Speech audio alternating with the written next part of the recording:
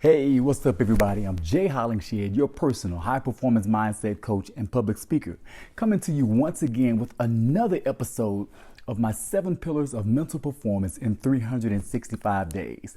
Thank you so much for tuning in. As usual, I appreciate you.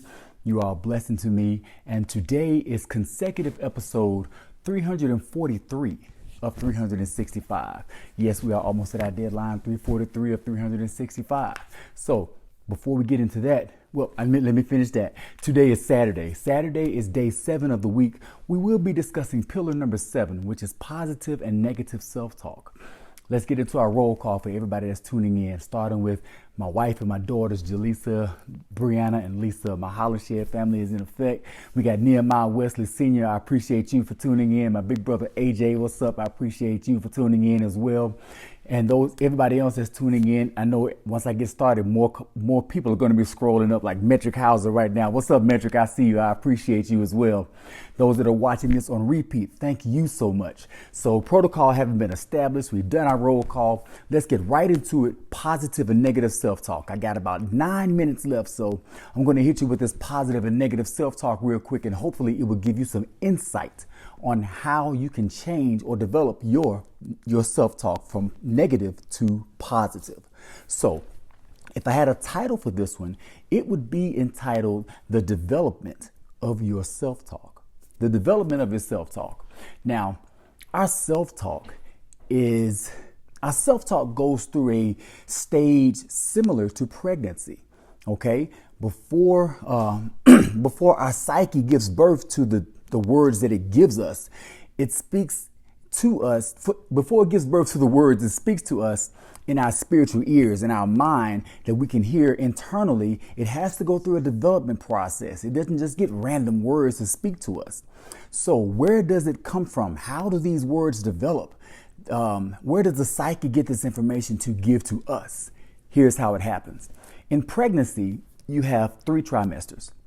So in the first trimester of pregnancy, the fetus or the baby, the first trimester, the eyes, the nose, the ears, the spine, digestive tract, and the nervous system, all of that develops in the first trimester. So if you were to compare the birth or the development of a fetus to the development of your self-talk, the first trimester of your self-talk would be establishing the norms of communication from what we see, what we smell, what we hear. Just like the baby develops their spine, so our self-talk develops its support system. And also not just the support system, but it develops what it wants to say to us based on how it tolerates things.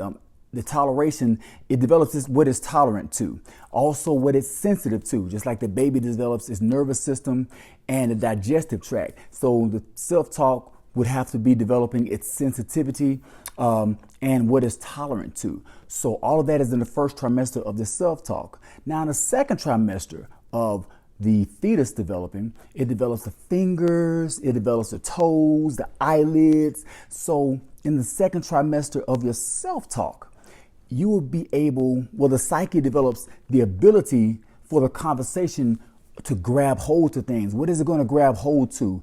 And actually, what is it going to walk on? Okay. What's going to be the foundation of the self-talk? What is it standing on? What is it walking on?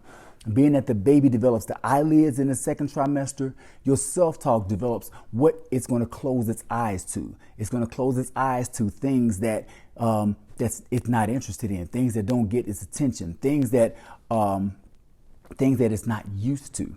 Now, moving on to the third trimester.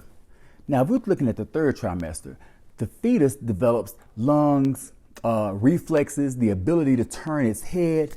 So what does your self-talk develop during its third trimester?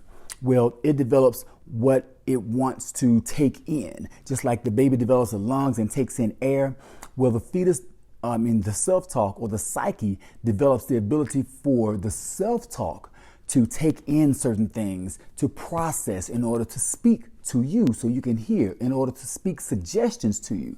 The same thing, what it wants to take in, what it reacts to, and what it turns away from. The baby develops the ability to turn its head left and right in the fetus in the third trimester. Compare that to your psyche, and your psyche is able to turn its ear or turn its head away from what it doesn't want to tell you and turn its head to what it wants to tell you.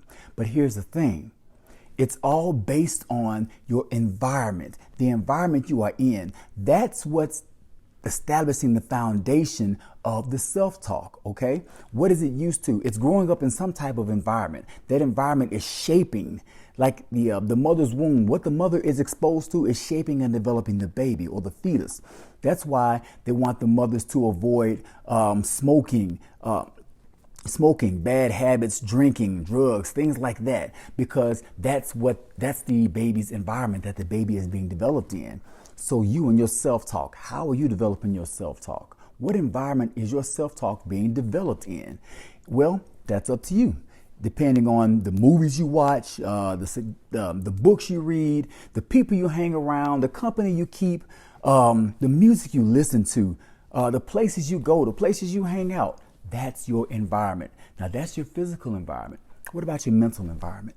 Where do you spend where do your thoughts spend most of their time? What are you thinking about? What are you contemplating? What do you spend your thoughts? What are you spending your thoughts on? Every time you are creating a mental environment where your self-talk is being developed. So your self-talk has two methods of information coming in to help it develop. You have a physical environment and a mental environment. Both of those coming in to feed your self-talk. Just like you have two sets of chromosomes. You have your X and your Y coming in to develop the fetus. Well, you have two systems of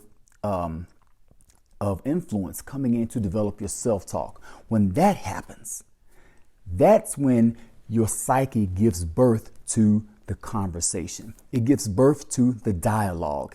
It gives birth to the suggestion that it gives to you. And the suggestions are going to come from every place you've hung around. They're going to come from your past. They're going to come from things you've done, the places you've been, just like I suggested earlier. So the same thing with the babies. You have babies that are born, the babies are born based on their environment, what they are used to. When the baby is in the mother's womb, the baby takes in whatever the mother takes in. Whatever nourishes the mother is also nourishing the baby, is nourishing the fetus. So whatever is nourishing your emotional sense of well-being is also nourishing your self-talk. Your self-talk is taking that in and deciding what it's going to say to you. So if you keep hanging around positive people, positive conversations, taking in the positive, don't worry about trying to take in the negative. It's enough negative out there. You're in a negative environment. We all live in a negative environment, but since we live in a negative environment, we got to take in as much positivity as possible, because that's what's going to offset the negativity of your self-talk. So when you're in that rough place you're stuck between a rock and a hard place, you are on your personal development journey, you're trying to reach your goals, you're trying to be successful in whatever it is you have set your sights on, and you get to that rough spot where you're stuck. That's when your self-talk is going to kick in and be your motivator. Your self-talk is going to push you. Your self-talk is going to push you over or pull you through. Take your pick. But it's going to be based on what you nurtured your self-talk in. You control your psyche. Your psyche doesn't control you. So control your self-talk, control your environment. You control your process. That's all that I have for episode 343 of 365. I'm Jay Hollingshead, your high performance mindset coach, wishing you to be well, stay blessed, and through love, be a blessing. God bless.